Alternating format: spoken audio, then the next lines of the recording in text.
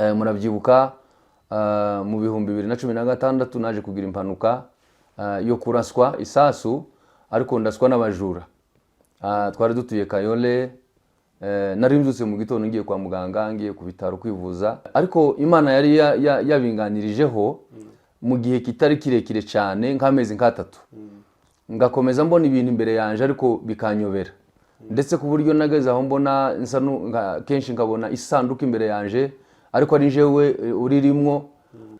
Data yitwaga Minyati Faustin, ariko ntabwo twagize amahirwe yo kubana nabo bose nkuko mubizi. Data yaguye mu Gatumba, apfana n'abana batatu. Ikintu cya mbere nakoze, nabanje kubaganiriza baba Kristo. Ndangije kubaganiriza bampereza ubuhamya bwabo, bampaye ubuhamya bwabo, nsanga nta n'umwe ubatije, nsanga ntibaza banywa meza. Ikintu nakoze ikintu cyo kubanza kubabatiza. Ibaze ko twimze umwobo dufata amasuka n'ibitiyo, twimba umwobo turangije dusiramo isashe, turangize gusiramo isashe dufata amazi, tuzana imodoka y'ikamyo y'amazi, dusukamo amazi. Imodoka yari kumenamwo amazi, amwahagenda mu kuzimu, naje ndi mu mazi paye mbatiza. Pastori barenga 10 mu itorero, mwese mudafite icyo mukora mugomba kurwana, kuko icambere murarwanira intebe, murarwanira umwanya wo kubwiriza, murarwanira umwanya wo guhagarikira, murarwanira umwanya wo kugaragara, murarwanira umwanya wo kuboneka. Ariko umuntu ufite umuhamagaro wo kuvuga ubutumwa bwiza, isi nini niragutse ku buryo yagutse mu buryo bwo kuja gukora umurimo w'Imana mutabyiganye. Nta mpamvu yo kuvuga ngo mwicara ahantu hamwe ngo niho muvuga ubutumwa bwiza. Isi iragutse nini, abapagani bari hano ntibagira umubare, n'abantu batagira umubare ntiwo bararenze. Ni gute ushobora kuvuga ngo ugiye kugeraho urwana intambara, wagiye ugashaka undi mupagani uri hanze ukamubwiriza? Kandi kuba umukozi w'Imana si ukwitwa pasiteri, ariko kuja kurwanira mu itorero ugafata mugenzi wawe ku ishati. Bene wacu, ubwoko bwacu biteye isoni, biteye isoni, biteye isoni. Umurimo ni munini. Niba wumva ufite umuhamagaro, genda ushaka ahantu uje gukorera umurimo w'Imana. Ikindi nagira ngo mbwire ubwoko bwacu, ntabwo Imana yaduhamagaye kugira ngo tubwirize abanyamurenge gusa. Imana yaduhamagariye amahanga yose, yaduhamagariye amoko yose, yaduhamagariye indimi zose, yaduhamagariye amabara yose yo kwisi. Abazungu barava muri Amerika bakaza kuvuga ubutumwa hano mu Bamasayi. Abazungu barava muri Amerika bakaja mu Bahindi. Abazungu barava muri Amerika bakaja muri Kongo iwacu ruguru mu Minembwe. Wewe ni gute utekereza kurwanira mu itorero uri hano muri Kenya, ukumva ko ugomba kwifatira gusa ngo nuko n'abanyamurenge, ukumva ko ari aho ugomba kuba gusa, ugomba kubwiriza ubutumwa bwiza? Ntabwo ari Imana yaduhamagariye bene data. Twongeye kubasuhuza nshuti bakunzi ba Mend Mind TV aho muherereye hose ku isi. Nkuko bisanzwe tubazanira ibiganiro byiza kandi byinshi. Uyu munsi rero tukaba twakubitiye mu karere ka Kajiado cyangwa se county ya Kajiado. N'urugendo rurerure, ntabwo ari hafi na Nairobi aho tuvuye. Kuba tahazi reka tubabwire ko Kajiado ni imwe muri county za Nairobi, ndetse ikaba ari imwe iri ku rwego rwa Afurika muri county za mbere muri Afurika zifite umuvuduko w'iterambere riri hejuru cyane. Reka tubabwire ko igizwe n'imijyi itandukanye, harimo Kitengela, Kajiado county ariho turi, hariho Isinya, hariho na Rongai. Iyo ni imijyi yose ibarizwa muri Kajiado. Rero uyu munsi niho turi, twasuye umukozi w'Imana mubone imbere yanyu. Ngewe rero nkaba ni Byamungu Etienne. Iki kiganiro tuzagikurikirana kuri televiziyo zibiri, Mend Mind TV na Jonathan TV Show. Nkuko mubizi rero, tukaba twageze Kajiado. Abatarakanda subscribe kuri zino channel mwese turabasaba kugira ngo mukande subscribe kugira ngo muzabashe gukurikirana ikiganiro cyiza tugiye gukorera hano Kajiado. Akaba ari nabwo bwa mbere wenda bwana Byamungu dushobora kuba ari ubwa mbere tuhageze. Nge n'ubwa mbere, ariko nabonye ari ahantu heza cyane ndetse hari klima nziza cyane. Ngewe ntabwo ari ubwa mbere, twagiye tuhagera inshuro nyinshi zitandukanye. Mpaheruka twagiye kwamamaza ibibanza bifite title deed, nubwo muri Kitengela ubushize baheruka kudusenyera, ariko hano hari ibibanza byinshi kandi bifite title deed. Rero turi kumwe n'umutumirwa mubona imbere yanyu. Tuguhaye ikaze. Urakoze cyane. n'ubundi reka tutangire wibwira abadukurikirana kugira ngo baze kumenya uri muntu ki. murakoze cyane. Amazina yanjye nitwa Pasiteri Jean Musafiri, ndi umupasitori, ndi umunyamurenge, mvuka iwacu Murenge, nakuriye i Murenge, nabaye muri Bzura igihe kinini, niho namenyeye ubwenge, tuza guhura n'intambara, twese turahunga nk'uko mubizi ubwoko bwacu. Twaciye henshi, twagenze mu bihugu byinshi bitandukanye, twabaye i Rwanda, tuza kuhava, tuza muri Kenya, nabaye i Nairobi igihe kinini, natokoranye n'amatorero atandukanye mu bihe bitandukanye, ariko ndashima Imana ko muri kino gihe Imana yanzanye hano muri Kajiado, kandi Imana yari ifite impamvu, yari ifite intego yo kunzana hano. Ntabwo mu mugambi wanje no mu bitekerezo byanje, ntabwo natekerezaga ko umunsi umwe nzaba ndi Kajiado. Nkuko abayobozi b'ikiganiro bamaze kubibabwira, Kajiado ni kure, ni intara, ni muri interieri.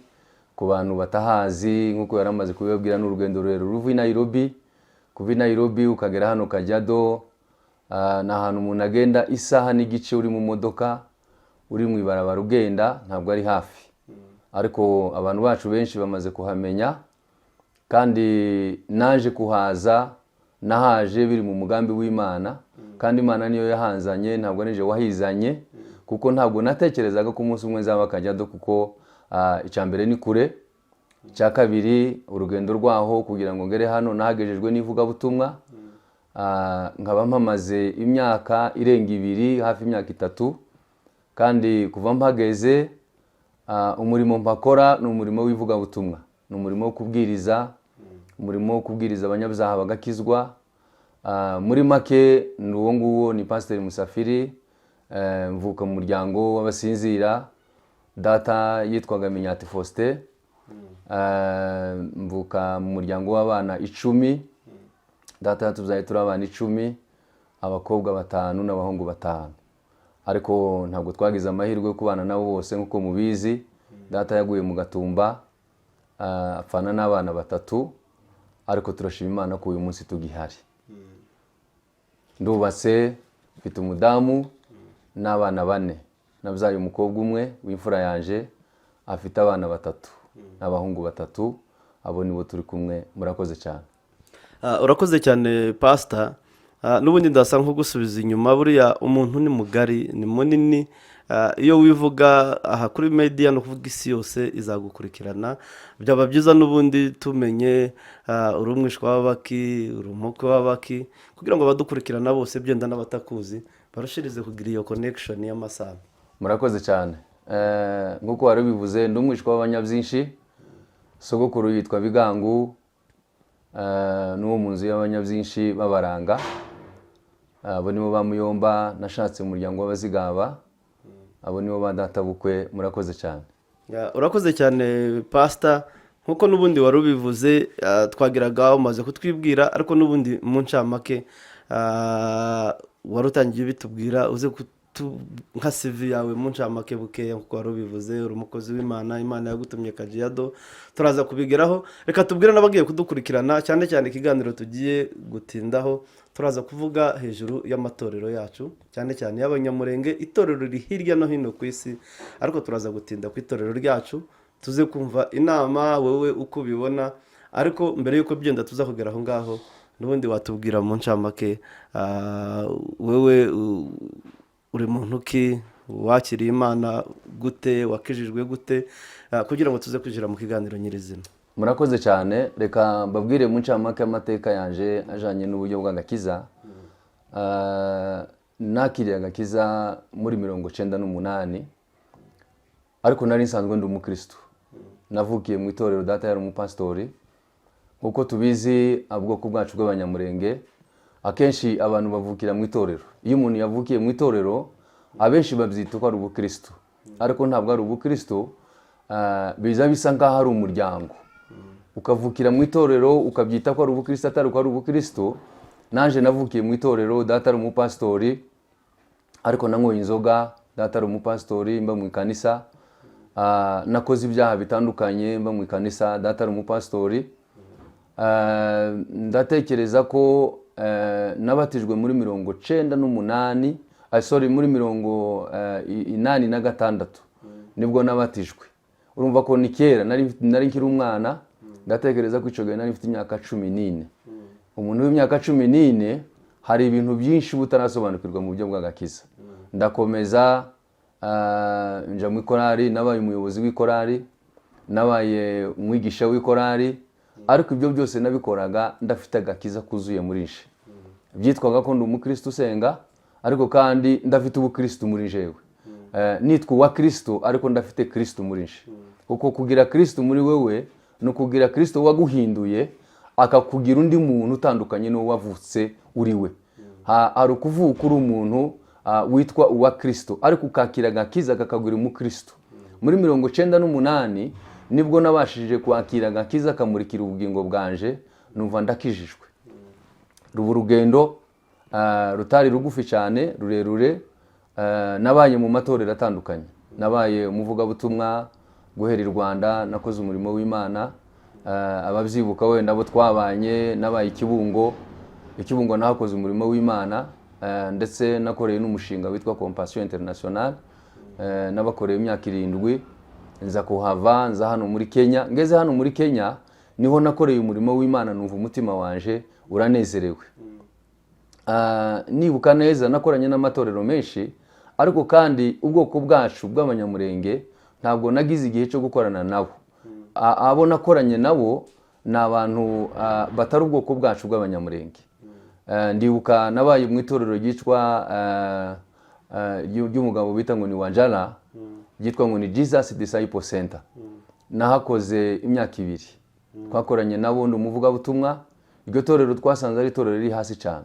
Imana iradufasha, n'abandi twari kumwe nabo. Ndibuka ba Pastor René, ndibuka ba Serugo Cirombwe, n'abandi benshi twahagiye tugiye mu ivuga butumwa, turahakora umurimo w'Imana.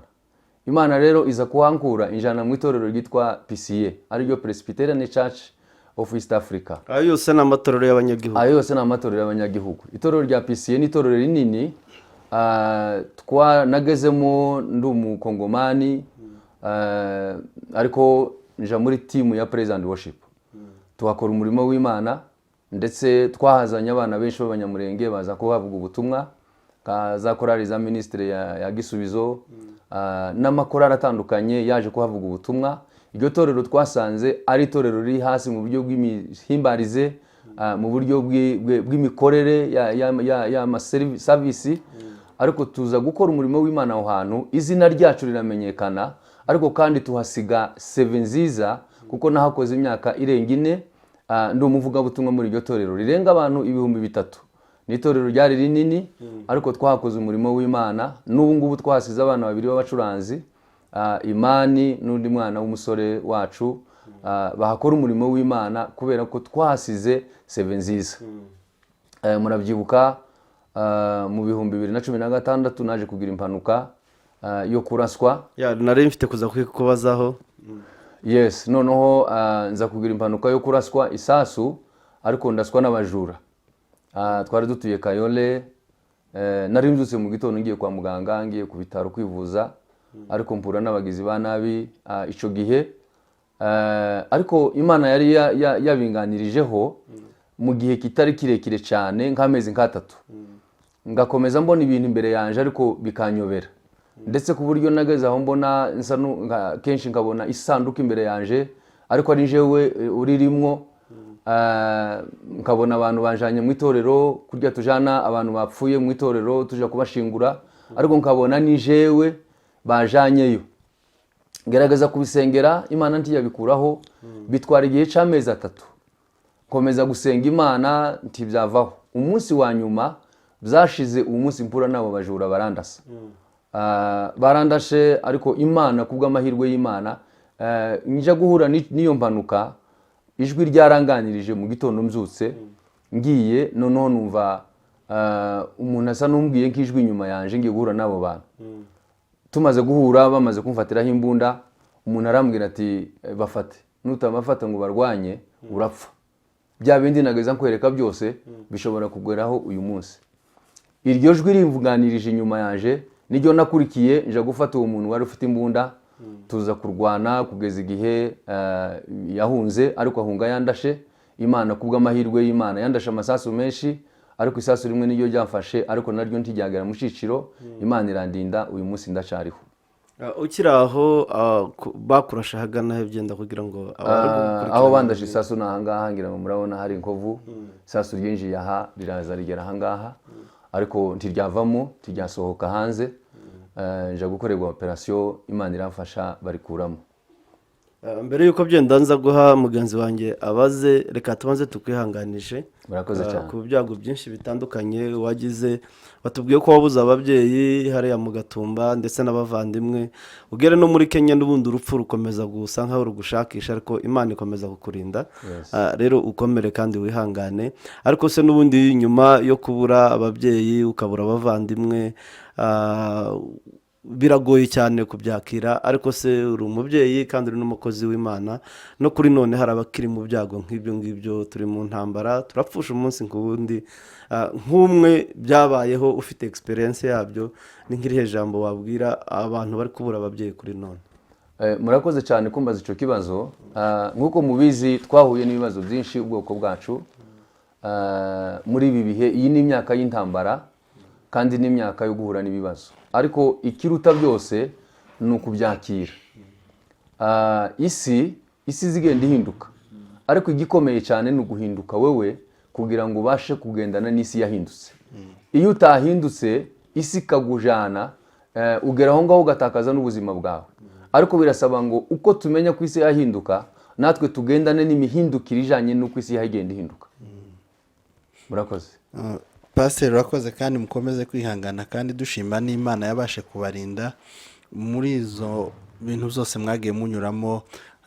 Mwabonye ukuboko kw'Imana kandi ibyo tubishimiye Imana, kandi n'ubuhamya mwagiye mubutanga ndagira ngo twarabibonye. Wenda nje ngusubije nk'inyuma gatoya, uvuze uburyo wakirijwe mu itorero kandi uvuga ngo uri umukristo. Binyibutsa deba twarimo dukora ejo bundi ku karere, abantu bavuga ngo umuntu avuga ngo ni byiza ko abantu ngo gukizwa neza ngo ni ukuba waravuye ngo mu byo wakoraga wabanje kuba umupagani. Abandi akavuga ngo se ni ngombwa se kubanza kuba umupagani? Ntabashobora gukurira mu itorero bakavukira mu itorero ntibakora ibyo byaha, ibo nta buhamya baba bafite, ashaka kugaragaza yuko abantu bagira ubuhamya ari abantu mbese babanje kwivuruguta mu byaha. Mbese noneho uwakijijwe cyangwa se wavukiye mu gakiza wenda ntivurugute muri ibyo byaha nk'uko wabivuze, iwe nta buhamya aba afite. None nkaba nabaza ngo ese ubuhamya buba ku bantu gusa babashe kwivuruguta mu byaha cyangwa se babanje gutembera mu byaha? Umuntu wavukiye mu itorero iwe nta buhamya aba afite? Murakoze cyane kumbaza icyo kibazo. Reka mbasubize inyuma gatoya. Murabizi ko umuntu wese yavutse akiri muto aba ataramenya ubwenge, kandi Bibiliya iratubwira ngo umuntu wese avukana icyaha. Atari icyaha usanga mu isi, ahubwo ari icyaha uvukiramwo kubera ya masezerano ya kera y'Imana ya Adamu. Imana yavuze ngo uruzaro rwose ruzakomoka muri Adamu, kubera Adamu yacumuye twese tuvukira muri bya bicumuro. No kuvuga ngo umuntu wese nubwo yabavuka yitwa umunyabyaha muto, utaragaragaza ibimurimo indani ngo abishire hanze. Ariko iyo umuntu agejeje ibyo bita ngo ni maturite, agejeje imyaka 18, nibwo aba yabaye umuntu muzima. Nta muntu muzima rero ugejeje imyaka 18 utagira amarangamutima. Iyo amarangamutima yamaze kukuzamo, hazamwe amarangamutima meza, hakaza n'amarangamutima mabi. Ya marangamutima mabi niyo yandi yifuza, niyo yandi ararikira, niyo yandi ageraho agakora icyaha. Kandi Bibiliya ijambo ry'Imana ratubwira ngo icyaha hari ibyaha byo gukora, hakaba n'ibyaha byo gutekereza. No kuvuga ngo ibyo byose biba mu muntu kandi byose bimukoreramo. No kuvuga ngo rero kuva muri ubwo buzima ni igihe umuntu yatura Yesu nk'umwami n'umukiza yaramaze kumenya iciza n'ikibi. pasiteri nk'uko wabivuze ngewe nakumenyeye ikibungo kubera ko navuga ko nari mpafite abavandimwe nari mfite umuryango hari ikibungo nakunda ni naho nigiye nje niho nakumenyeye mu itorero rya eneri ndagira ngo nimba ariho rya batiste nakundaga no kubona muri eneri rimwe na rimwe muhataramira kuko wari utuye muri biriya bice ukaba wavuze uburyo wahakoreye umurimo w'Imana ndetse kugeza uje hano uvuga muri pisiye kandi tukaba tunabigushimiye kuko wahasize abantu ubu nyine nk'uko wari ubivuze muri pisiye ubu nyine noneho bamaze kuba abanyamurenge 3 wahasize 2 none ubu bamaze kuba 3 urumva wakoze ibintu byiza cyane birabatunze abo wahasize niko kazi bakora bitunze umuryango wose kuko ni n'abagabo ndumva warakoze ikintu cyiza cyane nkongera nkakubona kandi nkubona mu itorero rya Harvest ariho nabwo wavuyeyo uza hano mbaza ese aho hantu wagiye ayo matorero yose wagiye ujyamo n'Imana yagiye igutumayo kugeza ubwo waje hano murakoze cyane uko nabivuga ndavuga ko ari Imana yagiye ihantumye yego kubera ko aho nagiye hose aho nakoreye hose Imana yamfashaga kugira ikintu gitoya cyangwa kinini mpakora kiyasigara nk'impinduka ku buryo n'igihe nahavaga neza abantu bose nahasize nkahava bambaza ngo se ugiye kubera iki niki kikujanye icyo ni ikintu cyanyerekaga ko hari ikintu ciza kitari kinini cyane gishobora kuba ari gitoya nahasize ariko gifashije abantu nkuko wari bivuze navuye mu ba Presbyterian nza muri Harvest nabwo ntabwo naje mbishaka nasezeye mu itorero ngiye kuja hanze muri Amerika nkuko mubizi 2016 ndabasezera nka kurya umuntu wese asezera agiye kuja hanze ndangije mu gihe ntegereje kugenda visa yacu irahagarara murabizi ibyo nabyo nibazo twagize kandi bimaze igihe kinini nja muri Harvest nahunze cya kibazo cy'amasasu nguko nababwiye nja umoja nja Harvest ntegereje gusa umunsi wo kugenda vuga ngo ejo nejo bundi zagenda mba muri Harvest nk'umushitsi ariko nza kuhamara imyaka irenga 2 nabwo ngo mpagere baranyegereza pakora umurimo w'Imana bavuga ubutumwa kumupastori ariko cyane cyane intego yanje jewe nari umuvuga butumwa ugenda uvuga ubutumwa hanze sinakunze kwicara mu itorero cyane ngo mpavugira ubutumwa kubera ko itorero ryarimo abandi ba pastori kandi iyo ufite umuhamagaro ntabwo Imana yo kwemera kwikingirana muri wewe ahubwo ugikoresha ikindi kintu igatuma uva hantu Imana ikakujana aho ugomba kuja kuvuga ubutumwa amatorero yacu ari hano muri Kenya baranzi igihe nagendaga mvuga ubutumwa mu matorero atandukanye rero kubera iyo mpamvu niyo mpamvu mvuga ngo ni Imana yagendaga injana aho hantu hose kubera ko aho nageraga hose nahageraga nyuma ya circumstance runaka kisanga nahageze ariko ntavuye mu itorero banyirukanye ntavuye mu itorero nakosanye na pasteri ntavuye mu itorero hari cyo twapfuye ariko kubera impamvu zica Imana ishaka ko nja gukora aho hantu ikindi nkaba nkuzi cyane nk'umukunzi wa Gisubizo cyangwa se nk'umuntu cyane wagiye ufasha ministry ya Gisubizo ndetse ndibaza ko bigeze no kuza kugusura wenda ubu ngubu wenda nibashasha ndizera ko wenda ushobora no kuzabahamagara aho wafunguye hano wenda bakaza kugusura mbibwira n'abantu ko uyu ni umuntu wa Gisubizo cyane ni umunyamuryango wayo kandi uyikunda nabo bamukunda wenda sinzi nimba wana bya Mungu wenda hari ikindi kibazo ariko ninashaka ko yatubwira neza noneho urugendo rw'iyo rwo kuza Kajiado wenda twinjira no mu buryo rero bw'amakanisa murakoze cyane kuri ico cya Gisubizo reka nkivugeho gusa bref Gisubizo ndi umunyamuryango wayo kandi n'abana nkunda cyane kubera umurimo w'Imana bakora twatangiranye nabo kera ndatekereza ko batangira ikibungo batangiriye iwanje umuryango wa Kibungo wa Gisubizo wavukiye ikibungo mu wanje kandi urakomeza uraguka ukora ibintu binini tugeze hano muri Kenya nanone baje kuyitangira hano muri Kenya bayitangiriye mu wanje kuko je ubwanje ndi umunyamuryango madamu ni umunyamuryango nari mfite Joshua yari umunyamuryango, Solange ni abanyamuryango, biba ngombwa ko batangira umurimo wa Gisubizo. Kuba Gisubizo yarakomeye hano muri Kenya, tubifitemo uruhare runini kubera ko mu itangira ryayo twari duhari. Nkomeje gatoya kugira ngo mve umoja, inze kuza Kajiado. Reka byenda aho tuze kuhasorezamo kubera ko ariho uri kuri none. Ahubwo nk'umuntu wagiye uba mu matorero atandukanye, uze kutubwira rero itandukaniro wagiye ubona mu makanisa y'abanyagihugu cyangwa se itorero ryacu rya Kinyamurenge kuri none. Turabona harimo imindyane, harimo ibibazo byinshi bitandukanye kugeza ubwo bageze ku rwego rwo kujyana mu nkiko, kugambanirana. Twumva ku matorero hasigaye haza abapolisi.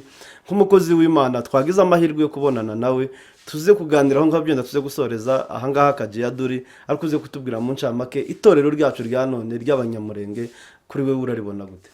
Murakoze cyane kuri icyo kibazo mumbajije, kandi ni ikibazo ciza. Naje numva nagira icyo nkivugaho. Ijambo rya mbere reka mvuga ko bitangaje kandi biteye n'isoni. Abakozi b'Imana bahamagawe kugera ubwo barwanira mu itorero. Biratangaje. Sinzi niba tuzadusobanukirwa. Hari umuntu umwe wavuze ngo abantu ntibananiwe gukizwa, ngo ahubwo bayobewe agakiza. Ibyo ni ibintu akenshi biri mu gutangaza ubwoko bwacu. Si natwe ubwoko bwacu twenyine, n'abanyamahanga n'abandi bantu batumva cyangwa se batureba birabatangaza. Icyambere twakagombye kumenya ngo intego y'itorero ry'Imana ku isi ni iyihe. Tumaze kumenya intego y'itorero ry'Imana ku isi, tukamenya ngo umuntu wahamagawe ahamagarirwa gukora iki mu itorero ry'Imana. Yesu ari ijambo yavuze mu gitabo cya Matayo, usomye mu kiriya gice cya 28, yaravuze ngo mugende mu mahanga yose no mu isi yose, ngo mugire abantu, mubahindurire abantu kuba bigishwa banje. Objectif y'itorero ntabwo ari ukugenda kurwanira mu itorero, ahubwo objectif y'itorero ni ukuja hanze ugahindurira abantu kuba bigishwa ba Yesu Kristo. Rero umuntu uhindurira abantu kuba bigishwa ba Yesu Kristo ntabwo yabona umwanya wo kurwana intambara, ntabwo wabona umwanya wo kuja guterana amagambo mu itorero. Umurimo ni munini uragutse. Ni gute ushobora kumva ko ugomba kuja kurwanira mu itorero kandi umurimo w'Imana ari munini? Abantu tubwiriza ubutumwa bwiza si bano dufite mu itorero, ahubwo abantu tubwiriza ubutumwa bwiza bari hanze, batarakizwa, bari hanze, ntabwo bari mu itorero ry'Imana. Iyi nzu tuyizanamo abantu bakijijwe tukaza kubarereramo hariya. Umuntu umwe gusa ashobora kubarera, kuko itorero ry'Imana rirubakitse, rifite ukuntu ryubakitse. Imana yashizeho inzego zitandukanye, ngo Bibiliya ijambo ry'Imana rivuga ngo bamwe yabagize abungeri, abandi bagira abavuga butumwa, abandi bagira abarimu, abandi bagira abavuga butumwa b'ubutumwa bwiza. Rero Imana yatugize abo bose kugira ngo dufatikanye, umwe akora iki undi ciwe, kugira ngo twese duhurize hamwe kugira ngo twubake itorero ry'Imana. Ariko muri kino gihe aho usanga abantu bari mu itorero, muri abapastori, ndahatanga urugero nk'itorero nabayemo rya Harvest, wasangaga turi abapastori barenga 8, barenga 10. Kuba abapastori barenga 10 mu itorero, mwese mudafite icyo mukora, mugomba kurwana. Kuko icambere murarwanira intebe, murarwanira umwanya wo kubwiriza, murarwanira umwanya wo guhagarikira, murarwanira umwanya wo kugaragara, murarwanira umwanya wo kuboneka. Ariko umuntu ufite umuhamagaro wo kuvuga ubutumwa bwiza, isi nini niragutse ku buryo yagutse mu buryo bwo kuja gukora umurimo w'Imana mutabyiganye. Nta mpamvu yo kuvuga ngo mwicara ahantu hamwe ngo niho muvuga ubutumwa bwiza. Isi iragutse ni nini. Abapagani bari hano ntibagira umubare, n'abantu batagira umubare ntiwo bararenze. Ni gute ushobora kuvuga ngo ugiye kugeraho urwana intambara, wagiye ugashaka undi mupagani uri hanze ukamubwiriza? Kandi kuba umukozi w'Imana si ukwitwa pasiteri. Shobora kuba umuvuga butumwa udafite itorero, ariko ngakora ibitangaza imbere y'Imana, kuko iyo dukora yes, ukazana abantu kuri Kristo utari mu itorero. Ushobora kuba umuvuga butumwa uri n'umupastori, ariko ukaba umuvuga butumwa, kuko iyo ni vocation, ni umuhamagaro. Ariko kuja kurwanira mu itorero ugafata mugenzi wawe ku ishati, bene wacu ubwoko bwacu biteye isoni, biteye isoni, biteye isoni. Umurimo ni munini. Niba wumva ufite umuhamagaro, genda ushaka ahantu uje gukorera umurimo w'Imana. Ikindi nagira ngo mbwire ubwoko bwacu, ntabwo Imana yaduhamagaye kugira ngo tubwirize abanyamurenge gusa. Imana yaduhamagariye amahanga yose, yaduhamagariye amoko yose, yaduhamagariye indimi zose, yaduhamagariye amabara yose yo ku isi. Abazungu barava muri Amerika bakaza kuvuga ubutumwa hano mu Bamasayi. Ni abazungu barava muri Amerika bakaja mu Bahindi, abazungu barava muri Amerika bakaja muri Kongo iwacu ruguru mu Minembwe. Wewe ni gute utekereza kurwanira mu itorero uri hano muri Kenya ukumva ko ugomba kwifatira gusa ngo nuko nabanyamurenge, ukumva ko ari aho ugomba kuba gusa ugomba kubwiriza ubutumwa bwiza? Ntabwo ari Imana yaduhamagariye bene data. Ndagira ngo mbwire ubwoko bwacu, ibintu turimo byo kurwanira mu matorero ni ibintu bikojeje isoni, kandi ni ibintu bitesheje ubutumwa agaciro, ni ibintu bitesheje n'itorero agaciro. Reka mbasabe ikintu kimwe, kubera ko Imana yaduhamagaye, ngiye kugaruka ku cyatumye aza hano Kajiado. Namaze kugera hano niga ibintu byinshi ntari nzi, ariko umuntu yakagombye gukora mu ivugabutumwa bidashobora gutuma tuja kugeraho turwanira mu itorero n'abandi bantu. Ariko kiraho pastor, ubona ari iyihe mpamvu nyamukuru ituma urebye aho twagiye duca abanyamurenge, haba muri Kongo uruhare bagize mu ivugabutumwa, haba bageze za Burundi, za Rwanda, za Uganda na hano muri Kenya, twagiye dutangira neza mu gihe twagiye twinjira mu bihugu by'amahanga tuvuga ubutumwa turi icyitegererezo, n'ibihugu rwose bidushimira kuri contribution yo kuvuga ubutumwa no guhindura igihugu n'iterambere mu buryo bw'umwuka. Kuri none ubona ari iyihe mpamvu nyamukuru ituma hariho kukuryana? Impamvu ni imwe, abakera bari bafite umutwaro w'umurimo w'Imana, bari bafite n'umutwaro w'abantu badafite agakiza muri bo. Duhereye ku rugero nk'iwacu mu misozi, abantu batubanjirije bari abasaza muza mwumva bavuga bakajabika n'ababyeyi bacu, njewe ndibuka data watubwamzaye. Bari ababyeyi bari bafite umutwaro w'itorero, bashaka kugira ngo abantu bave mu byaha bakizwe. N'ubu nivyo twitwaza, ni nako tuvuga. Ariko mu yandi magambo, urebye abantu turi kumwe nabo mu itorero, imyitwarire bafite n'uburyo babayeho, uragenda wareba ugasanga ahubwo ntibanahindutse, kandi tugakomeza kubana nabo badahindutse, ariko tukumva ko duhaya dukora umurimo w'Imana. Umutwaro ntawe dufite. Kandi ikindi cyongeyeho, uburyo tuvuga ngo ubutumwa bwiza ni uburyo biratandukanye. Iyo wabwiriza umuntu w'umupagani utarakizwa n'iyo wabwiriza umuntu wabaye mu itorero wamaze kwakira agakiza, ni ibintu bitandukanye. Ariko twebwe tubifata byose ngaho ari kimwe. Ariko ni ibintu n'inzego ugenda uva mu rwego rumwe ukaja mu rundi, ukava mu rugo ngurwo ukaja mu rundi. Rero imyigishirize yacu akenshi ifitemo uruhare rwo gutuma abantu bacu badahinduka. Sinzi niba ico kibazo nari ngishubije. Byenda abadukurikirana bashobora kugira urujijo, imyigishirize yacu ituma abantu badahinduka. Yes. Gute? Kubera ko uburyo dusenga n'uburyo tubwiriza, turasa n'ababwiriza abantu ibintu bisa nkaho babimenyereye. Hariho reka mbifate wenda nk'uburyo itorero ryacu riyoborwa. Usanga itorero ryacu twararigize ry'abayumbe. Ukumva abayumbe barasa naho bafashe umwanya munini mu itorero. Wa mwanya wabigisha mu itorero, kuko nababwiye kare navuze ngo bamwe yabagize abigisha, abandi bagira abavuga butumwa, abandi bagira abapastori. Inshingano ya pastori mu itorero ni ukurinda itorero kugira ngo arireberere hariya riri.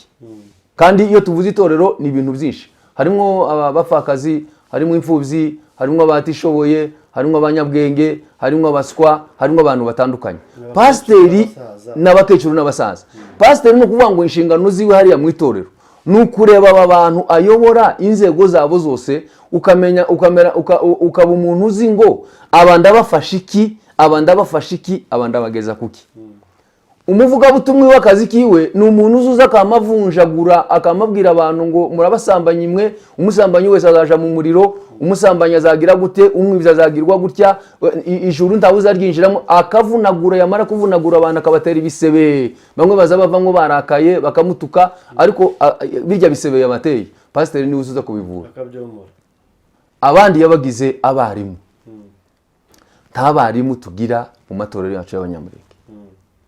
ubundi bitandukanye gute uwo uvuze umwungeri ko yo muri bisebe n'umwarimu yes byinshi byenda n'ubu nyine amakanisa y'ubu nyine benshi ntakigira ba mwarimu ubundi nk'inshingano za mwarimu mu itorero z'abarizi ubundi umwarimu ni umuntu ushinzwe kwigisha ni ukuvuga ngo ni ibintu yigiye ndaguha urugero rwa departement ya Sunday school Sunday school ni ukuvuga ngo ni ishami rimwe ry'itorero riri mu rindi torero ariko rigomba kugira mwarimu ahubwo no mu matorero yacu y'abanyamurenge ntitugira nabo barimu bigisha ba Sunday school. Sunday school ni nkaho yasimbuwe n'amakorari y'abana. Yes, yasimbuwe n'amakorari y'abana. Ariko ubundi Sunday school ni ishuri. Ndibuka muri PC yaho nabaga ibo bagiraga ama class uko abana bagenda biga mu class guhera class 1 kugeza class 8.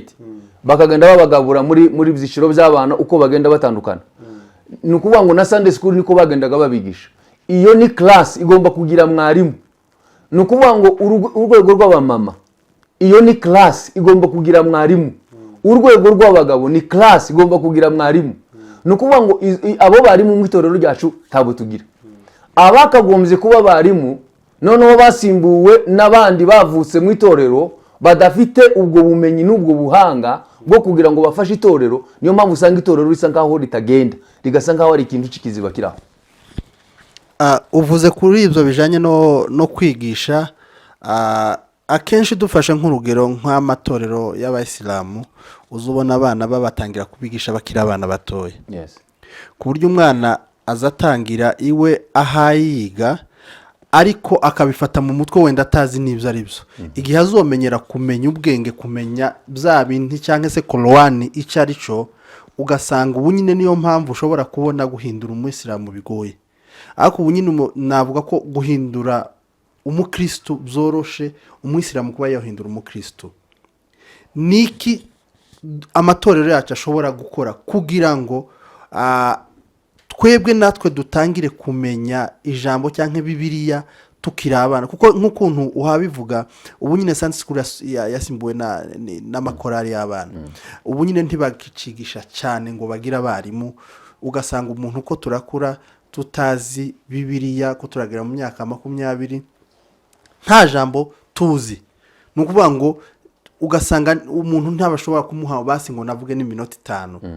Ubu nyine hari abantu bakuru babagabo ushobora kubwira ngo babwirize kandi barakuriye mu itorero ntibabwirize kubera ko nta jambo bafite. Ubu nyine muri kino gihe urabona niki cokorwa kugira ngo amatorero yacu ya Gikristo abashe kuzamuka mu buryo bw'ijambo. Reka nguhe urugero rutoya urakoze cyane kuri ico kibazo.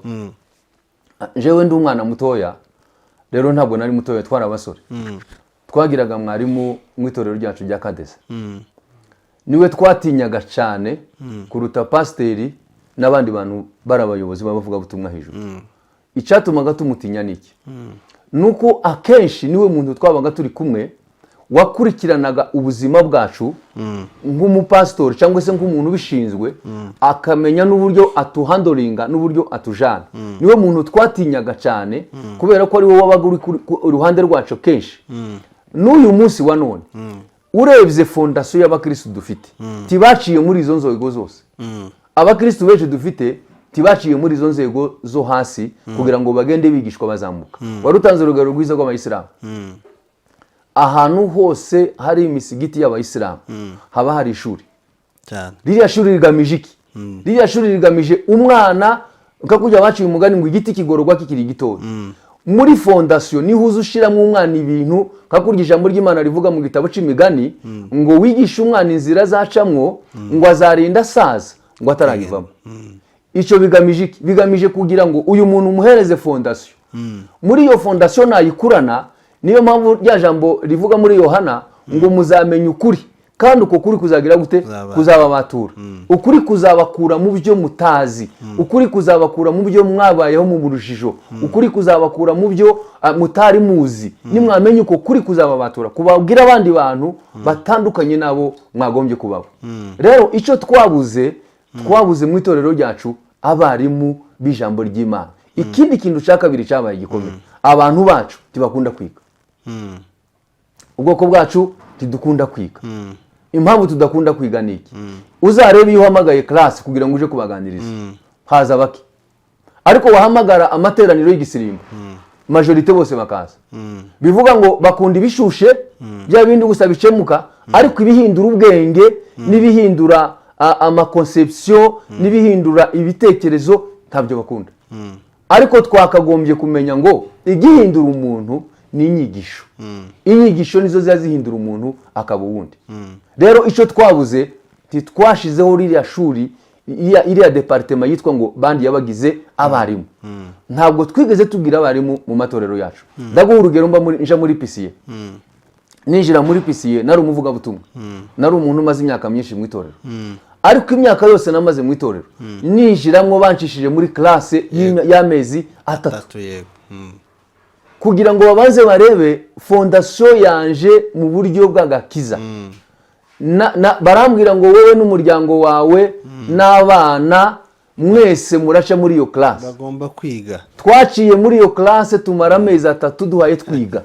twangeza twiga kabiri mu cyumweru tumara amezi 3 ngo turangize baratwakira mu itorero kubera iki ntaze ngo mvuga ngo rega ngo nari umuvuga butumwa nzi ijambo ry'Imana nzi Imana narakijwe narabatijwe ngo nange ariko naciye bugufi kandi kubera iyo mpamvu bahise bamba agaciro mu itorero banshira no mu mwanya uko nabaye umukristo kimwe n'abandi kuko nujuje inshingano z'umukristo ariko uzarebe twego abakristo bacu tugira mu itorero tugira abakristo dukuye mu yandi matorero tukabazana muri iri torero ariko ntunamubaze ngo akubwire na CV yawe akubwira uwo ari we ubundi mu matorero yandi haba fishe bita ngo ni fishe ya identification y'umukristo muri iyo fishe ya identification y'umukristo baza bakubwira ngo vuga itorero wabayemo vuga igihe wabatirijwe vuga igihe icyo wigishijwe vuga n'icyo uje gukora muri iri torero rindujemwo none n'iminsi urigereyemo bakakwandika bakamenya identification yawe bakamenya umukristo nyabaki wageze utanga icya 10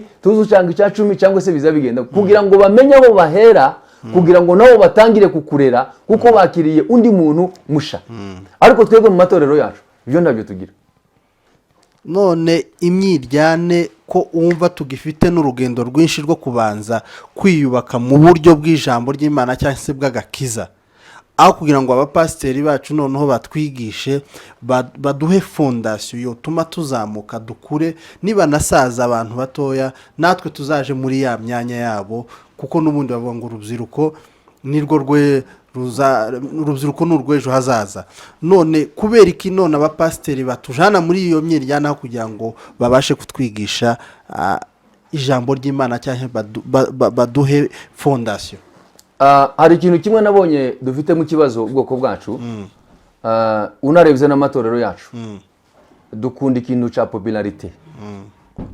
popularite mu itorero ubwinshi bw'abantu ariko Yesu ahamagara abigishwa be yahamagaye 12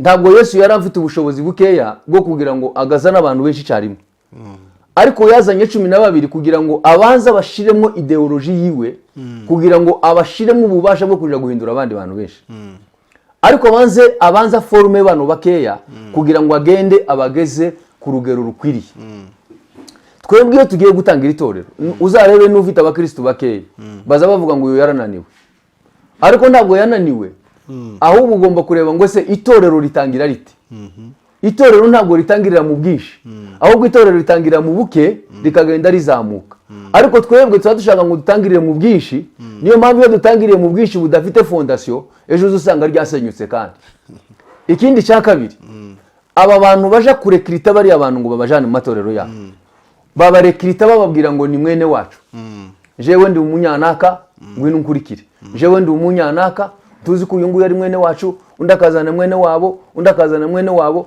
wazanye bene wanyu ariko tuwazanye abakristo niyo mpamvu rero ejo nihaza mwundi bwoko nibura umuhinda akaza nk'umuzigaba urya muzigaba akaba pasiteri bakaba benshi kugurusha bawe bazakubwira ngo nutaje hasi turaricamo tugire amakanisa abiri ni ukuvuga ngo hahuriyemo abahinda n'abazigaba ariko ntihahuriyemo abakristo ariko itorero rya Kristo riza ribamwe abakristo bafite umurongo wa Kristo bagenderaho umurongo wa Kristo bagenderaho nico Kristo yashize muri wewe uhaye ugira ngo ufashisha abandi batarabo gusa baraho hanze muri kumwe n'abindana n'abandi bari hanze none pastor wenda twihuta wenda n'amasari kugenda agenda nubwo dushaka wenda nko gusubirayo wenda watubwira noneho urugendo rwawe rwo kugira ngo uze hano Kajiado.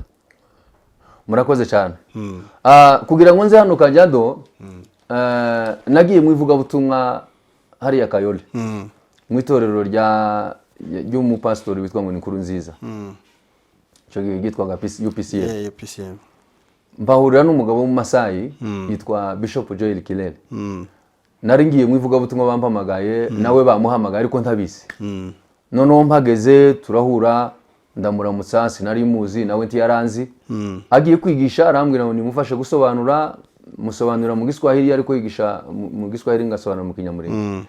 Turangije ndigisha naje ndangije kwigisha arambwira ngo reka ntegere arantegera arangije arampamagara. Arambwira ati nimero zawe za telefone hanyuma tuzavugana. Tihaciye ibyumweru bibiri yahise ampamagara kubwiriza iwiwe. Ndaza naje inshuro ya mbere nza kubwiriza hari ku wa gatandatu ndarara subirayo ku cyumweru. Tihaciye amezi abiri arampamagara nza kwigisha urubyiruko.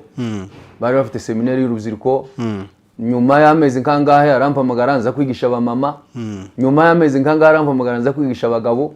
Noneho bivaho anconnectinga n'abandi ba pastori bagenzi biwe kuko yariko yumva icyari kindimwo wenda ngomba kugisangiza n'abandi. Anconnecta n'abandi ba pastori ntangira kugenda noneho mva mu itorero rye kazange ndambwiriza n'andi matorero ariko ngituye Nairobi. Umunsi umwe mvuye Nairobi ngeze hano muri gare. Nari nsohotse mu modoka ngiye gusohoka muri gare ya hano Kajiado. Numva ijwi rirambwiye ngo umunsi umwe ngo uzasohoka muri iyi gare ngo ugiye iwawe. Narwanyije iryo jwi ndakomesha ndavuga ndi iryo jwi nirigende ntirizongere kugaruka. Ndagenda nja kubwiriza ndangije kubwiriza ndagaruka. Ubwa kabiri asubiye kuntumira kandi mu yindi nshuro irenga nkiya kane ngeze nanone muri iriya gare. Numva nanone ryajwi kandi ryambwiye wa munsi ngo uzasohoka muri iyi gare wawuje iwawe. Naryo rirasubira garose ndasubira kandi ndarikomesha. Icyo natekerezaga navuga ngo se nzava mu bwoko bwacu inje mu bandi muri aba Masayi kuko aba Masayi bagira imico itandukanye ni yacu. Ikindi kandi nguko mwahabonye ni kuri. Ikindi kandi gutekereza kuva mu bwoko bwanyu ngugende uje mu banyamahanga. Nubwo nakundaga ivuga butumwa ariko numvaga iryo jwi kumva rirasa naho rindemerereye. Nyuma yabwo bimaze igihe kuko naje guhera muri 2016 2018 2019 muri 2019 batangira kunyenteresa noneho kubunga. Natekereza gukura abana banje ku ishuri, natekereza umugore kumuzana hano muri iyi isolation twenyine nta bandi bantu baraha nta bwoko bwacu buraha kumva ni ibintu biremereye ubwenge bwaje. Ariko iyi Imana yamaze kuvuga ikintu habe nubwo byogenda gute tuzukirwanya. Umunsi umwe baranyenteresa ngo manda ngo reka nzana abana. Nazanye abana banje babiri batoye. Umwe mujana ahantu bita ngo ni Oleangalani. Undi mujana ahantu bita ngo ni Losian. Ni imisozi ibiri itandukanye.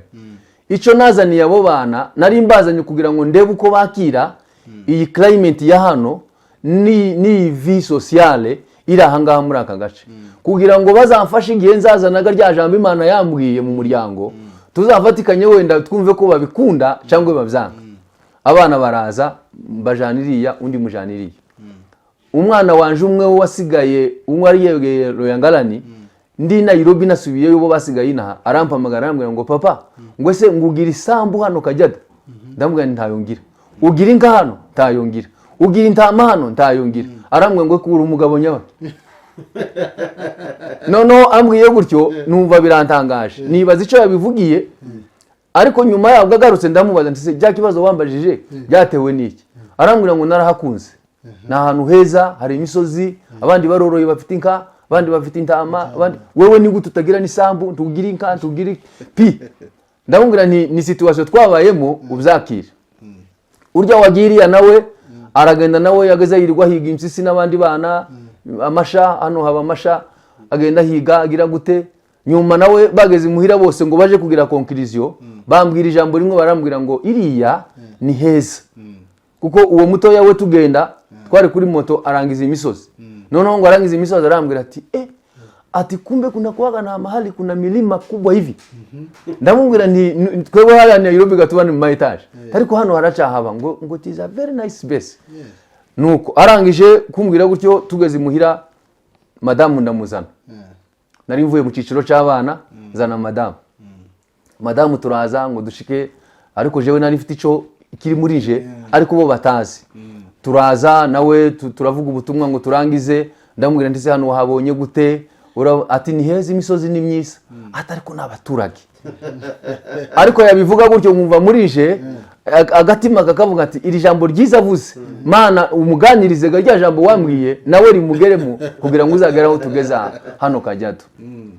Finally ukuntu byaje kugenda twaje kwicara mu nzu mbabwira rya jwi ry'Imana ryamvugiyemo ndababwira ni none kubera impamvu y'umurimo w'Imana murabizi ko jewe ni kaho nsigaye mba Kajiado kandi bari abantu uko mwababonye baradukeneye ndibuka nigeze kuzana timu ya Gisubizo abana 8 abo bana twagiye tuvuga ubutumwa urugo kurundi bararira barebe situation abantu babayemwo barebe twarigeza tuvuga ubutumwa tugasanga umuntu ntafite ibiryo byo guhereza abana baje badafite itike akikuraho tike yari afite ya 200 akayihereza umuntu akikuraho 100 akarihereza umuntu none ndabwira nti mwabonye ko hano hari ubukene bw'ivuga butumwa barambwira ati si ibintu ni bitangaza byabaye turangije tuza kwemeranywa ko tugomba kwimuka narahamagaye gusa telefone ndabwira ngo namashije kwimuka nasanze bashaka inzu ariko nishura amafaranga yaje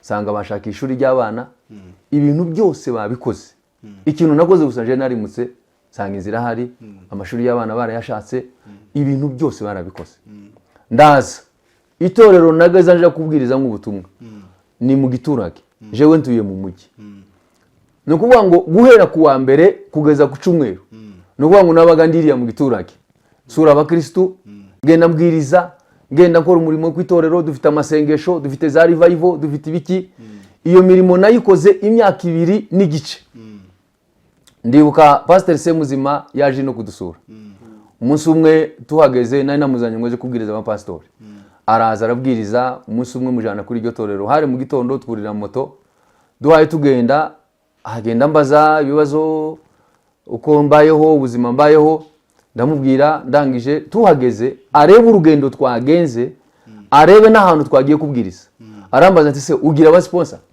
ndamubwira nti nta numwe ngira nta numwe missionnaire uzugufasha ndamubwira nti nta numwe arambwira ngo niba hari abantu bari bakeneye abantu babafasha urimo ati uru rugenzi ndabwo uwoze urukora gutya buri munsi nta wundi muntu uri inyuma uzugufasha ndamubwira nti ntawe usibye Imana yanzanye ikampamagara ikanzana hano niyo n'ubu ngubu izimfasha ikambonera essence yo kuza kubwiriza aba bantu ndababwiriza nasanze itorero ririmo abantu barenga 30 nta numwe ubatije tibaza banywa meza tibazi Christmas tibazi Pasaka no kuvuga ngo bizihizaga Christmas kubera ko n'umunsi abantu bose ba celebratinga ko Yesu yavutse ariko mu rwego rw'itorero ntibabihereze ntibanabizi ntibona bwiriza n'ijambo rivuga ngo Yesu yavutse Pasaka yo iyo ni pipi nta kintu bari bazi Pentecoste tayo ikintu ca mbere nakoze nabanje kubaganiriza baba Kristo ndangije kubaganiriza bampereza ubuhamya bwabo bampaye ubuhamya bwabo sanga nta numwe ubatije sanga ntibaza banywa meza ikintu nakoze ikintu cyo kubanza kubabatiza ibaze ko twimze umwobo dufata amasuka n'ibitiyo twimba umwobo turangije dusiramo isashe turangize gusiramo isashe dufata amazi tuzana imodoka y'ikamyo y'amazi dusukamo amazi imodoka yari kumenamwo amazi amwahagenda mu kuzimu naje ndi mu mazi paye mbatiza icyiciro cya mbere twabatije abantu 19 icyiciro cya kabiri tubatiza 8 icyiciro cya gatatu twabatije abandi barenga 10 ryatorero ryose ndaribatiza umunsi twabahaye ameza bwa mbere tubatiza abo bantu ba mbere tubaheza ameza umuntu yari kwafata agacupa kameza gutya akagatibura hasi nawe akamayikubita hasi kubera ko ni ibintu byari bibaye bwa mbere mu buzima bwabo kandi byari ibintu bidasanzwe mu buzima bwabo kuva babaho iyo nkuru bafashe amafoto bayashira kuri za Facebook hano muri Masailand nariko numva abantu bampamagara bambwira ngo niwe Pastor Musafiri twabonye ibintu wakozaho ni ibintu byabaye by'ibitangaza byadutunguye ibiki n'ibiki ibintu nk'ibyo banyandikira kuri za Facebook abantu ntazi ariko gusa bafasha amafoto barayapostinga kuko ni ibintu bidasanzwe ni ibintu batari bamenyereye. Dukomeza muri ubwo buzima ariko ikintu cyafashije cyane cyananteraga n'umunezero n'impinduka abo bantu bagendaga bagira za buri munsi kandi noneho tibamfata nk'umunyamahanga. Urabona ko ninje wari uri hano nje nyine w'umunyamurenge tibamfata nk'umunyamahanga ahubwo bamfata nk'umukozi w'Imana. Banyakira muri Kajiado no guhera ku nzego z'ubuyobozi. Nza nibuka umunsi wa mbere nshika umuntu witwa Balozi n'inzego zibanze zo hasi yaraje aramfata jana kwa chifu anjana ku muntu witwa executive. Nukuvuga ngo kuva ngeze muri Kajiado inzego z'itorero zaramenye abaturage baramenya ariko n'ubuyobozi bwa leta buramenye. Nukuvuga ngo iyo uri umukozi w'Imana hari ibintu byinshi ukora biza bikugaragaza uri we. Icambere ni mu itorero icyo wayukora mu itorero. Ijambo rya kabiri imibanire yawe n'abandi bantu. Ijambo rya gatatu ni ibintu bya social abandi bakora nawe ukabijamo. Mu itorero ndagaragara mu mibanire n'abandi bantu. Niba umuntu yapfuye habe nubwo ndamuzi bakambwira gusa ngo bari umuturage bapfuye byasabaga ko mvaha kava mu mujyi ngagenda nkajana moto kaja naje kuri Cakiriyo kuko hari ico nashakaga kugira ngo abo bantu banyiyumvemo igihe cyose mbashiriye ubutumwa bwiza bazabashe kubwakira kubera ico kintu cyo kubana nabo. Niba bavuze ngo hari harambe yabaye ko baravasha umuntu wabuze amafaranga yo kwishura umwana ku ishuri nageza ngenda ngatanga ayo 500 naje muri ya harambe batanze izina rya Musafiri rikagaragaramo kugira ngo ejo ninja kubwiriza hari ya hantu tibakaza bambona nk'umunyamahanga ahubwo baza bambona nk'umuntu uri kumwe nabo ufatikanyije nabo mu bikorwa byose. Niba batasha inzu nagombaga kuja muri ya nzu naje ngicarana nabo abayobozi baraho bakambona ndetse nkagaragara abantu bakavuga ngo si uyu ninde. Akenshi iyo nanagendaga wagaze usanga bavuga ngo ninde udusengera Pastor Musafiri nadusengera Pastor Musafiri natubwiriza Pastor Musafiri nagire gute. Icageze kibitera ni bwa buryo mbanye nabo kwa kuntu waje ukabana nabo. Aba missionnaire baje muri Afrika icageze gituma aba missionnaire bakirwa ni uburyo bemeraga kubana n'abari abantu. Uzareba abazungu iyo baje hano muri Afrika umuzungu azaza muri Afrika yaciye bugufi akaza kugira ngo naca bugufi icyo azavuga cyose bari abantu bazacakira. Uburyo azajana kubana nabo bazamwegereza nk'umuntu wabo. Ariko ikintu cyatunaniye ubwoko bwacu no mu bintu byo guca bugufi cyo kintu cyaratunaniye. Icya kabiri sociabilité kubana n'abandi bantu byaratunaniye. Ariko kandi iyo umuvuga butumwa kugira ngo uvuge ubutumwa abantu bakumve ikintu cyambere kiza gisaba umuntu wa mbere ugomba kukwakira kandi akagutuma uvugana n'ubutumwa bwiza n'umuturanyi wawe. Pastor tugenda ku musozo rero nkuko wagiye ubivuga kuza kuvuga ubutumwa aho batabuzi. Ubushakashatsi ku isi bugaragaza ko abamaze kumenya Kristo ari pourcentage 31%. Abayisilamu bari kuri 25%. Washiramo za Buddhism na za Hindu n'ibindi n'abandi bataramenya Kristo ugasanga ari pourcentage zirenga hafi 68% tibaramenya Kristo. Ariko twebwe ugasanga n'ubundi ubwoko bwacu kurya wagiye bivuga duhereye na hano muri Kenya hariho abayisilamu benshi zaturukana hariho n'abantu bataramenya no kwambara umwenda. Kuri none wewe kurabwiriza abamasai nihe message wagenerera bavuga butumwa abanyamurenge kuri none bakomeza kubyigana muri aya makanisa bayacamo umunsi ku wundi kandi hanze ahangaha kujya bibiri zivuga ngo ibisarurwa ni byinshi ariko abasaruzi nibo bakeye. Hari benshi bakeneye kumenya Kristo kuki bene wacu badasohoka bavuga ubutumwa hanze. Murakoze cyane.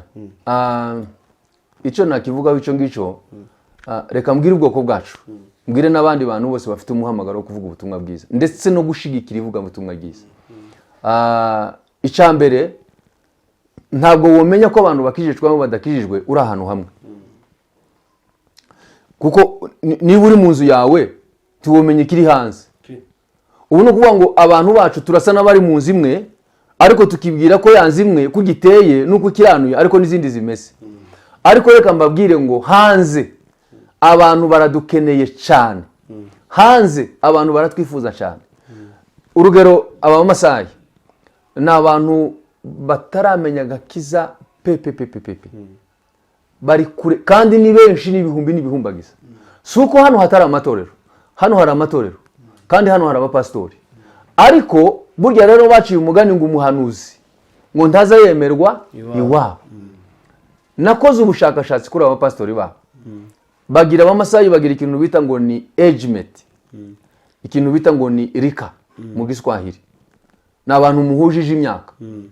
Generation yakijijwe ni generation y'abantu bari hagati y'imyaka 35 na 45. Abo nibo niyo generation irimo abapastori, irimo abavuga butumwa, abari munsi yabo n'abari hejuru yabo abasaza bose ntibakijijwe. Noneho haza kuza ikibazo cyo kuvuga ngo bano basaza bagasuzugura abana babo bavuga ngo niki bo bigisha, niki bo babwira, runaka twareze, runaka waje niki yombwira. Noneho bano basore nabo kubera ko bazi ko mu mico y'abamasayi umusaza aza yubahwa gatingo, bano basore nabo ntibegera abana basaza babo ngo baje kubabwiriza ubutumwa. Ino generation yindi yo hasi nayo ni generation igifite umuco cyane wabo bigishwa n'abarya basaza bari hejuru. Noneho iki giciro cyo hagati kigasigara mu gihirahiro ntigishobora kuja hano hasi kuko bano bo hejuru bafite bano bo hasi cyane. Ko barabigisha umuco wabo ngo ntibawute, bakabigisha ibintu by'itorero ntibabibashiremo, bakamabwira ati nuje mu ikanisa shaho uzaba wangiritse, uzaba wapfuye. Noneho mu ikanisa haza abagore, ngo haza abagore baba pastori bibanira n'aba bagore. No kuvuga ngo baba basaza bo hejuru na rwa rubyiruko rwose rwo hasi tibari mu ikanisa. Bivuga ngo abapagani hano hanze ni ibyatsi. Reka abangaba bano hano mu b'amasayi i Nairobi, winjiye za Soweto, ukinjira za Huruma, ukinjira za Madare, ukinjira hehe, hariya hose ntihuzuye abapagani. Wese wowe ufite intego yivuga butumwa ashobora kubikora, kandi ukabikora utaje kuziganira mu itorero. Ikindi ivuga butumwa si igitaramo, biriya byacu tugira ni ibitaramo. Ni abantu baje kunezerwa, bamaze kunezerwa bahaye bagenda biga bakura bagira ibyo nabo bagomba kubaho. Ariko bari abantu bose bo hasi bakira abapagani. Ese ubundi no mu bugoko bwacu bw'abanyamurenge tidufite abapagani? Barahari. Hariho abana b'abasore bacu n'abapagani.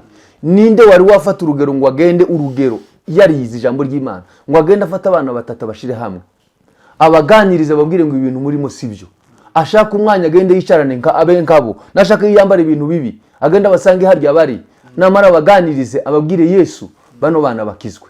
Icyo kintu ndi tugikora.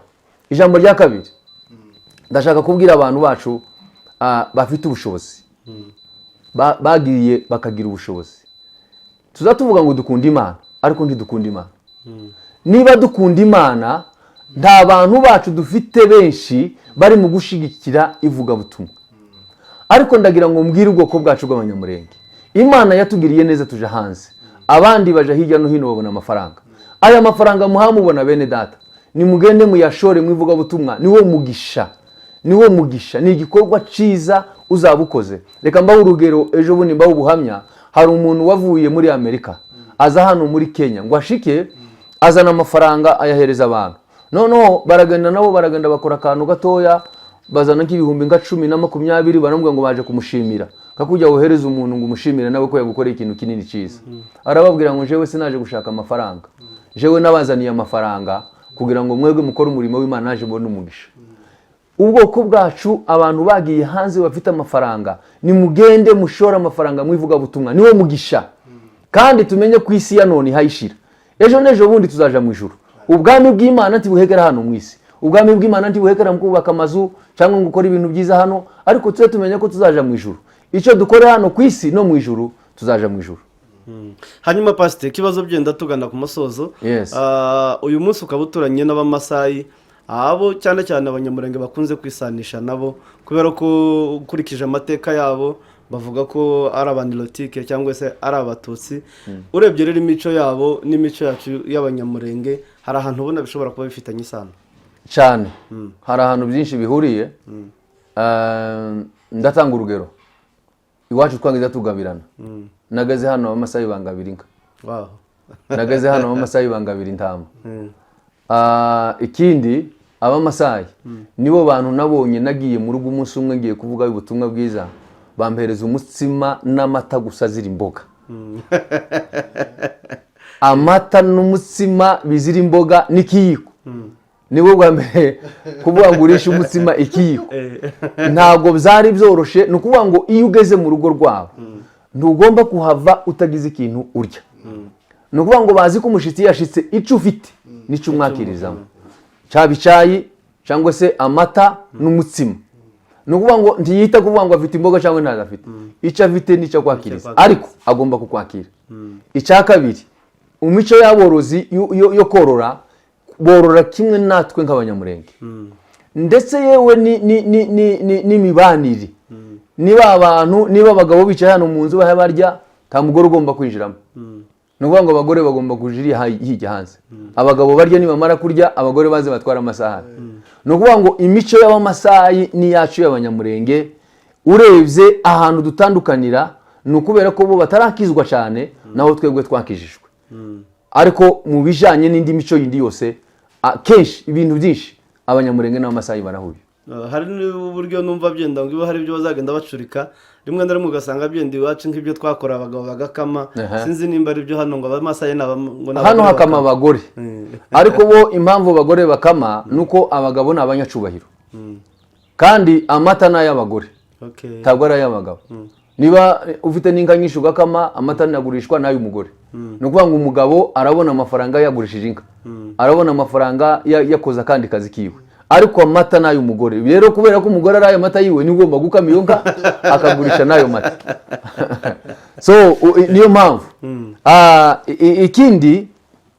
ikindi aba bantu b'abamasayi bakora kandi gisa naho kidasanzwe bimeze nk'ibyacu ni ibintu bijyanye no gukwa bakwinka kimwe natwe kandi bagaka umunani bakavuga ngo mu munani mudukwereye murashiramo n'inka y'amafaranga nk'uko kwacu nyine amafaranga 100,000 ubwo ni inka zibiri bakabwira ngo muzazana izindi nka 4 cyangwa 5 inka zigenda n'amaguru inka mpu hanyuma umukobwa bakamurongoranya umukuvuga ngo umukobwa azatahana ikintu icyo ari cyo cyose nuko nda kintu na kimwe azasiga guhera ku masafuriya imyenda amasahani ibitanda amamatora utubati amatanke y'amazi nuko ngo umukobwa baramurongoranya kimwe n'abanyamurenge nta kintu na kimwe bazabasiga bibaze na za kirida bazaziza urebye byenda nyine nk'imishakire yabo ababyeyi nibo bashakira abana abagore cyangwa nabo ni nk'uko byombi baracabikora icya mbere umuhungu ashobora gupatana n'umukobwa bakumvikana yamara akamuzana iwabo cyangwa se umubyeyi ashobora gushima umuryango yamara akabwira umwana ngo uyu muryango twabashimye none njyewe nakunze uriya musaza n'uriya mwana we ndagutanze kandi umukobwa akabyemera byose baracabikora ndumva rero amasaha dusa nkaho n'ubundi tuvukana reka pasiteri sinzi niba twemera iki kiganiro tukagisoza byenda twabajije ibibazo byinshi ariko hari icyo tutakubajije hari na mesaje wumva byenda Imana yagushize ku mutima wasorezaho ubwira abadukurikirana reka mbabwire iri jambo rimwe kuba pastori bacu natekereje muri kino gihe nashakaga kugira ngo mbwire ubwoko bwacu hari ibintu ngenda mbona twitwa amazina bishop pasiteri kandi tukabigaragaza titubigaragaza mu bikorwa ahubwo tukabigaragaza mu myenda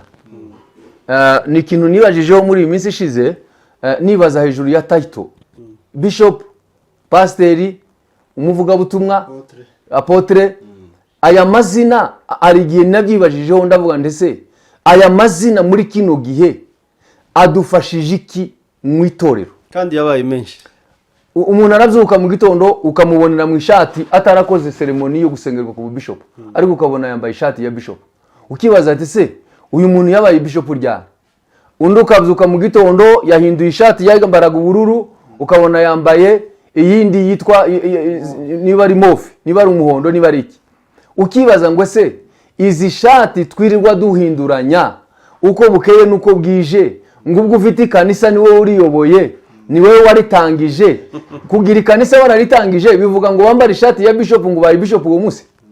Reka mbwire bene wacu ubwoko bwacu abakozi b'Imana bagenzi banje, umurimo izina ry'umurimo si ryo rigomba kubanza, ahubwo hagomba kubanza umurimo mbere yuko wishiraho izina riza. Nitugira umutwaro wo guhindura abantu dufite tuyoboye, ubwoko bwacu abakristo tuyoboye tugira umutwaro wo gushaka uburyo bahinduka, ariko tureke kugira umutwaro wo gukomeza kwitwa amazina no gusengerwa buri munsi ngo tugende tuzamuka mu rwego rwo hejuru. Icyo si cyo kizagira icyo kidufasha, ahubwo ikigira icyo kidufasha nuko tugomba kuvuga ngo Yesu yaduhamagariye iki. Ese ni ubuhe butumwa duhaye tuvuga none buhaye buhindura abantu? Dufite abantu bangiritse, dufite divorce zihaye ziba mu matorero, dufite abana b'abasore bacu bangiritse, dufite abakobwa bahaye bangirika mu mihana dutuyemo. Abo bantu bose ko turabafasha iki? Guhindura umwenda nicyo cy'ingenzi, guhindura izina rya bishop nicyo cy'ingenzi. Ese icyo tugomba gufasha aba bantu ni ikihe? Reka mbwire ubwoko bwacu, aya mashati ntazatubwira icyo turi cyo, ahubwo ikiri imbere wewe nicyo kizakubwira iyo shati. No kuvuga ngo ikigomba kubanza n'impinduka muri wewe. Kwitwa pasiteri rirahagije, kora umurimo w'ubupasitori. Kwitwa umuvugabutumwa ni byiza mbere yuko uba umuvugabutumwa. Rero Bibiliya ijambo ry'Imana yavuga ngo abantu nibabona imirimo yanyu myiza mukora ngo bitume bahera ko nabo ngo bahinduke ngo bakurikire Kristo, uwo ngo namwe mwakurikiye. Icy'ingenzi nuko abantu babona ingeso zacu nziza, ariko icy'ingenzi si uko abantu babona amashati twambaye. Icy'ingenzi si uko abantu babona amakora twashize hano ku majosi. Shobora kutagira ikora ariko abantu bakankurikira, shobora kutagira ishati ya bishop ariko abantu bakanyumva. Aya mashati ntacu azatumarira, iyi myenda ntacu izatumarira, ariko ikizagira icyo kitumarira ni mureke duhinduke, dukora umurimo w'Imana twahamagariwe gukora. Biteye isoni kwambara ishati ya bishop, wagera ahantu abandi ba bishop bari ukananirwa no kuvuga Icyongereza, wagera ahantu abandi ba bishop bari ukananirwa no kwisobanura, bakubwira ngo uvuge ukananirwa kuvuga. Biteye isoni. Ntabwo tubizi ariko ni ibintu biteye isoni.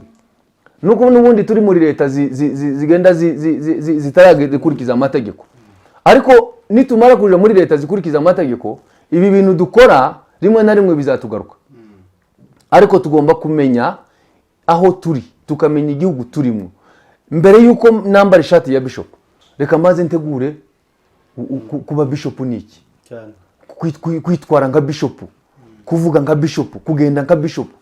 Ubundi iriya titre ya bishop ni umuntu bagiye gushira muri staff, umuntu ugiye kwicara muri office, umuntu wakoze imirimo ngakuriya kwa bishop Muhima n'umuvyeyi wacu turamwemera kandi yadukoreye ibikorwa bitangaje, yaradusengeye twese, abanshi banyuze mu biganza bye.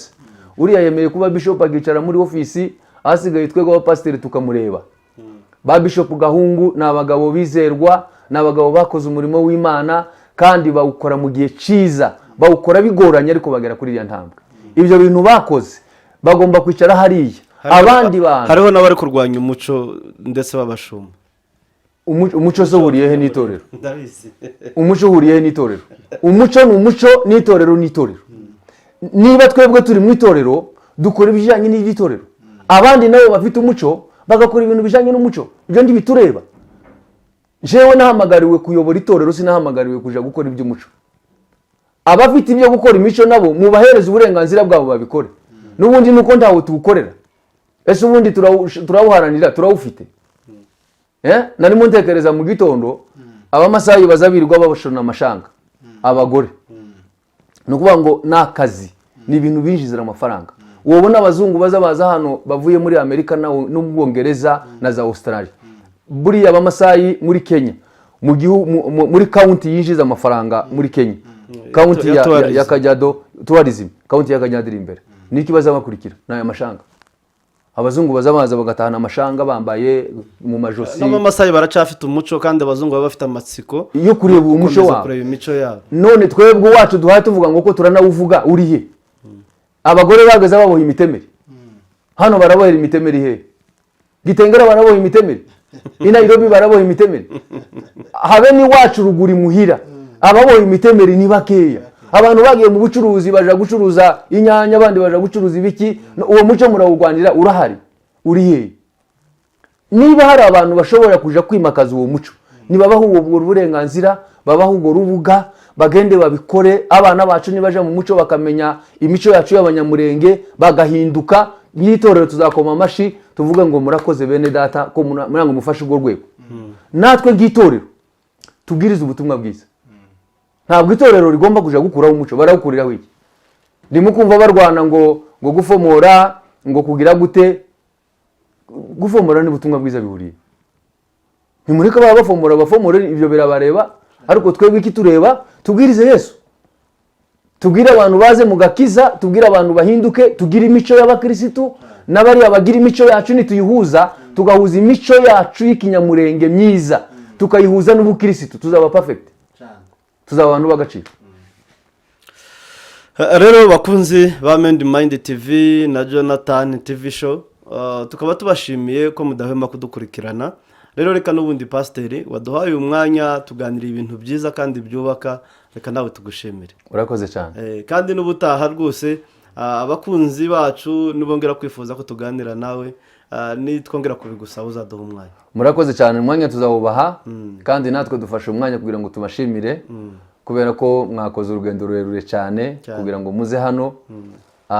Umwanya ni mutoya, ariko ndabizi ko nimwakenera kandi ko tugira ikindi kiganiro, muzaze rwose, turabiyegereje kandi tuzabaha umwanya uhagije kugira ngo dukomeze tuganire, kuko ibiganiro nk'ibi ngibi bifasha abantu kugira ngo gutekereza cyane cyane, kugira ngo turebe ibyo tugomba guhindura, haba mu buryo bw'imyizerere, haba no mu buryo bw'imiryango, haba no mu buryo bwo kubana n'abandi bantu.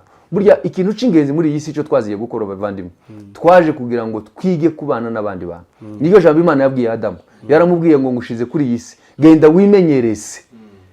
Kwimenyereza ni ijambo ry'ingenzi cyane. Genda wimenyereze kubana n'inyamaswa, kubana n'abantu, kugendana n'abantu, kubana n'abandi bantu. Iryo jambo ryaratunaniye twebwe ubwoko bwacu, ntituzi kwimenyereza kubana n'abandi bantu. Rero reka twimenyereze mu buzima bwose, tugira impinduka yo mu buryo bwose. Imana ibaho umugisha kandi Imana ibagirire neza. Amen. Urakoze cyane pastor, n'ubundi twatangiye tudasenze, ariko n'ubundi reka nze kugusaba kugira ngo tuze kwiragiza Imana, tunagushimira ndetse tubwira n'abari kudukurikirana. Iyo dukora bino biganiro bifite avantage nyinshi, n'amakuru n'inyigisho, ikindi kandi n'ububiko buzahoraho. Abantu ntibazahoraho, abantu bazatambuka, ariko ibyo muvuga kuri media bizahoraho ibinyejana n'ibinyejana. Rero mwebweho muherereye hose, abatarakora subscribe muyikore kugira ngo ibiganiro byiza nk'ibi ntibikaze babacika. Ikindi nawe wowe ufite inama cyangwa ikintu wumva kitagenda ugomba gukosora, inama cyangwa inyigisho ufite, rwose tugane kugira ngo tukubikire iyo information. Ikindi kandi dukomeze duhindure abatuye isi. Reka n'ubundi tuze gusoza kino kiganiro, pasiteri n'ubundi udushira mu maboko y'Imana. Kadusenge. Data mu izina rya Yesu, turagushimiye kubw'uyu munsi mwiza, turagushimiye kubw'abana bacu wayoboye bakaza bakagera hano, tukaba tugiranye iki kiganiro. Turasengera iki kiganiro kugira ngo izi nama n'ibitekerezo dutanze abantu bazabyakire neza, kuko intego yacu no kugira ngo duhindure isi dukoresheje ijambo ry'Imana twasigiwe.